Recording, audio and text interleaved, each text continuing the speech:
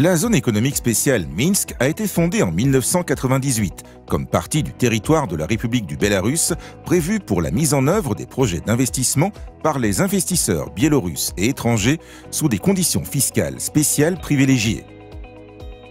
Emplacement géopolitique favorable de la République du Bélarus. Corridors de transport internationaux traversant le territoire du pays. Potentiel scientifique et technique et capital humain. Tous ces facteurs ont favorisé la fondation de la zone économique spéciale dans la région de la capitale de la République. Aujourd'hui, le territoire de la zone économique spéciale Minsk se compose de 21 terrains qui se trouvent à Minsk, Maladiechna, Barissov, ainsi que dans les régions de Minsk, Smolevitchy, Maladiechna, Barissov et Dierzhinsk. Au cours de son existence, le territoire a été agrandi quelques fois. Il fait maintenant 2650 hectares. Presque tous les terrains libres ont l'infrastructure nécessaire et se trouvent à une distance de 10 à 20 km du centre de Minsk.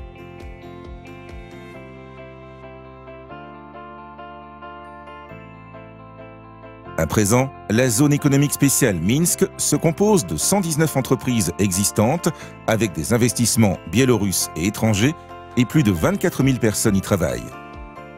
Création de conditions favorables pour le développement de l'activité commerciale, transparence des affaires, conditions privilégiées pour l'organisation de la production, ainsi qu'adhésion de la République du Bélarus à l'espace douanier commun, tous ces facteurs augmentent l'attrait de la zone économique spéciale pour les investisseurs étrangers. L'entreprise a le capital de 20 pays du monde. Parmi les investisseurs principaux se trouvent la Russie, Chypre, la Grande-Bretagne, l'Allemagne, l'Estonie, la Lettonie et les États-Unis. Depuis la création de la zone économique spéciale Minsk, les entreprises résidentes ont construit 34 usines modernes. Plus de 20 usines sont en cours de construction. 12 entreprises sont au stade de l'étude du projet. Les secteurs industriels principaux dans lesquels les entreprises exercent leurs activités sont les suivants: électronique et construction mécanique, travail des métaux, travail du bois, industrie chimique et pétrochimie, industrie polygraphique, industrie des communications, industrie des matériaux de construction, ainsi que logistique. Les produits sont acceptés et reconnus dans le monde entier et s'exportent vers 59 pays. Les marques les plus renommées sont Alutech, Stadler, Phénox, Softform, Glassbell, Bellwood Doors, Nero Electronics, Adani, etc.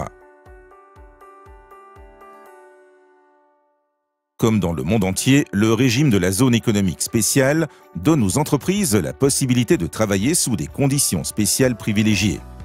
Les entreprises sont exonérées du paiement de l'impôt sur les bénéfices dans le délai de 5 années suivant la déclaration du profit. Par la suite, l'impôt est payé au taux réduit de 50% du taux déterminé par la loi. Du paiement de l'impôt sur les propriétés concernant les bâtiments et agencements qui se trouvent au sein de la zone économique spéciale. Du paiement du droit de conclure un contrat de location des terrains qui sont fournis sans vente publique. Du paiement de loyer pendant 5 années au regard des terrains fournis pour la construction des sites. Cette condition s'applique aux résidents enregistrés après le 1er janvier de l'année 2012.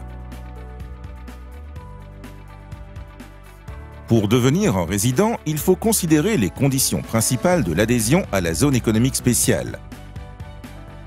Le volume des investissements pour la réalisation du projet d'investissement doit faire au minimum 1 million d'euros. Les unités de production doivent se trouver au sein du territoire de la zone économique spéciale. Le développement prévu de la zone économique spéciale Minsk est lié à la ressource territoriale principale actuellement disponible. Le territoire du terrain numéro 10, région Fanipol. La surface totale fait 604 hectares. Le terrain se trouve plus à l'est de la ville de Fanipol, partiellement au sein de la zone industrielle existante, partiellement au sein du territoire de développement prévu. Stratégiquement, ce territoire doit devenir un nœud de transport et un nœud logistique principal, ainsi qu'un élément du secteur manufacturier de la République du Bélarus. À bref délai, le développement de ce territoire sera effectué par le moyen de la modernisation des unités de production existantes et la mise en œuvre de nouvelles technologies, l'entrée en service de nouvelles entreprises industrielles, la construction de l'infrastructure de transport et d'ingénierie et la rocade de Minsk. Le projet Zone économique spéciale est un exemple de l'aide efficace et ciblée de l'État au secteur privé.